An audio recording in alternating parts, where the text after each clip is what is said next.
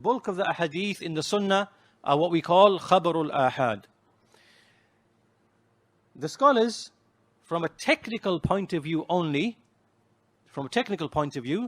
they said that when we look in the Sunnah, we find that there are those ahadith which have been reported by so many companions, and then conveyed to so many others after them, and then conveyed successively, that it becomes impossible for that to be a lie.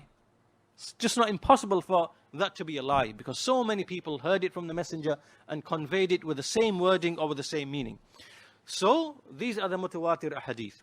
And then there are those ahadith which are not like that, and they are the bulk of the Sunnah. So Ahlul Sunnati wal Jama'ah, when they build their knowledge of Allah subhanahu wa ta'ala, then they affirm the khabarul ahad. They accept all of the narrations without any distinction. And so a proof for this is from the evidences, and the proofs for this is, first of all, that when we look at the Salaf, they would make evidence, they would derive evidence from the mutawatir, just like they would derive evidence from the ahad. So from the point of view of using as evidence, they wouldn't distinguish between a hadith which is mutawatir, nor a hadith which is ahad. And this is very clear and apparent when we look in the subject of the attributes of Allah subhanahu wa ta'ala. They made no distinction whatsoever. So from the evidences of that is the statement of the Messenger of Allah sallallahu to Mu'adh, إِنَّكَ تَأْتِي قَوْمًا مِنْ أَهْلِ الْكِتَابِ فَادْعُوهُمْ إِلَى شَهَادَةِ أَنْ لَا إِلَهَ إِلَّا اللَّهِ وَأَنِّي رَسُولُ اللَّهِ. So he sent Mu'adh to the people of Yemen and told him to call them to Tawheed.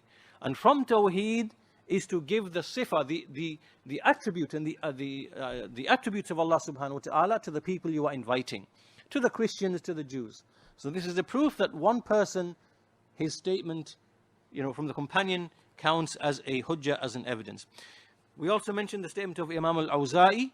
We used to say when the tabi'un were many, that indeed Allah is above the throne, and we believe in what has come in the Sunnah of His attributes.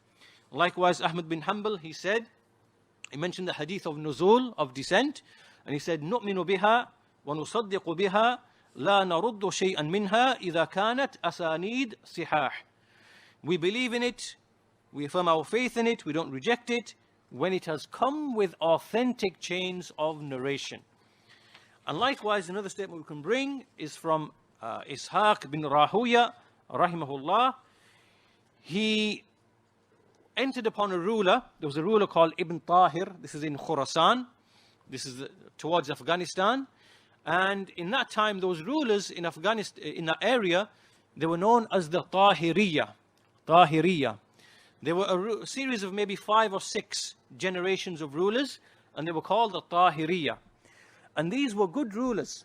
At the same time that the fitna was taking part in Baghdad, the fitna of the Quran being created and the scholars were being imprisoned, these rulers were actually delegated by the Khalifas, delegated over in Khurasan. But they were actually quite good with the scholars of the Sunnah. They didn't persecute the scholars of the Sunnah, and they supported the scholars of the Sunnah. And the Jahmiyyah would come, and they would put things into the minds of these rulers. Oh, do you know what Ishaq bin Rahuya is saying? He's saying Allah is a body. He's saying Allah leaves one place and empties one place and goes to another place and occupies the other place. And they will make these shubuhat to the ruler. So the ruler would ask Ishaq bin Rahuya and the scholars to come. And he would say, what are these ahadith you are mentioning? What are you saying? And so he would say, so on one occasion he went and he said, ما هذه الأحاديث تروون أن الله ينزل إلى السماء الدنيا. So the ruler said, what are these ahadith you are narrating that Allah descends to the lowest heaven? He said, نعم قلت نعم رواها الثقات الذين يروون الأحكام.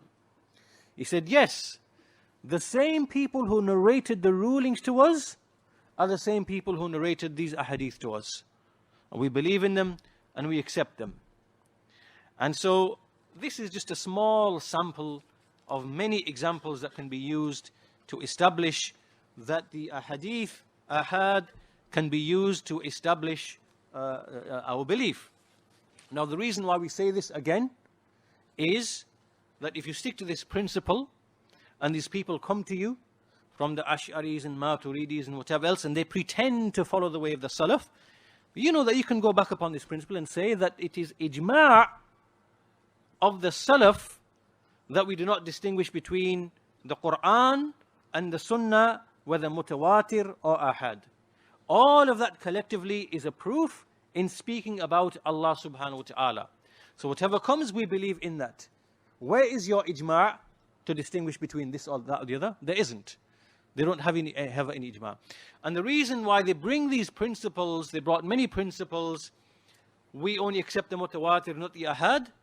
This is just a tool and a weapon to fight the people of the Sunnah. So they can abolish a large part of the Sunnah, so they can remove those attributes of Allah which trouble them in their hearts. This is one of many tactics.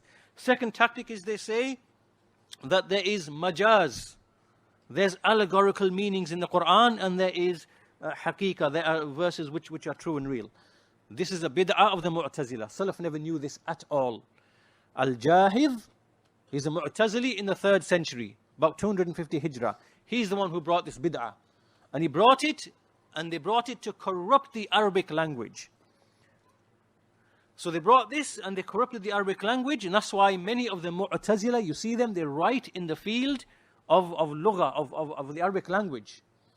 They went and they started corrupting the Arabic language on purpose so that they could undermine the text of the attributes. And the Ash'aris followed them in this as well. So they use this to undermine belief in the attributes. Likewise, they say the verses of the attributes are from the mutashabihat. This is the third mechanism that they use. None of the scholars ever said this from the Salaf. The Salaf never ever treated the verses of the attributes to be from the mutashabihat. Then likewise, the fourth method they use is they say, they bring all these ambiguous words which we don't find in the Quran or the Sunnah. Is Allah in a place? Is Allah a body? Does Allah be subject to hawadith, to events? Because all of the previous tactics failed, they now come to start to confuse you. Let me confuse them with words. There's some truth in this word, there's some falsehood in this word. Let's just use these ambiguities to try and deceive them. So if any of these people come, you don't need to get into any of this falsehood. You speak with the clear principles that we've mentioned, the obligation of knowing Allah through revelation. We do not speak with anything other than the Quran and the Hadith. We don't distinguish between anything from the Quran, the Mutawatir,